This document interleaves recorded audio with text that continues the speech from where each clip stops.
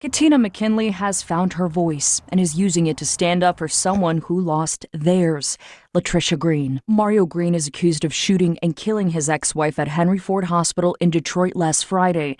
That's a name and face Katina hadn't heard in decades until she saw his photo on the news. My heart just felt like it dropped into my feet because I hadn't seen him since 2001. Katina says her and Mario met through work when she was young, and they had a brief relationship. She eventually wanted out, and that's when he allegedly began following her, stalking her, even leaving notes on her car. Then it all came to a dramatic peak. He followed me to a friend's house one day, and because it was a man, I guess that upset him.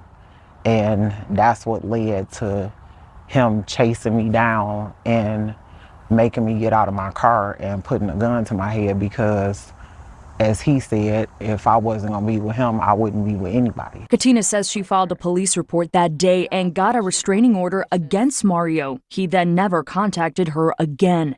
But Latricia wasn't so lucky. She was granted a personal protection order back in July, but it was never served. This never should have happened to me, her, or anybody else.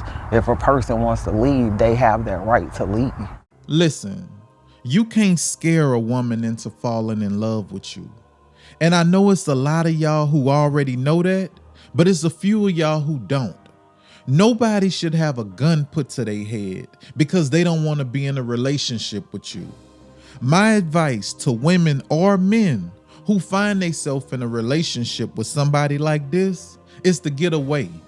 You don't need to try to understand his or her thinking process. You don't need to try to understand his or her childhood trauma. You can't love the craziness out of a person. It'll drive you crazy trying to do that.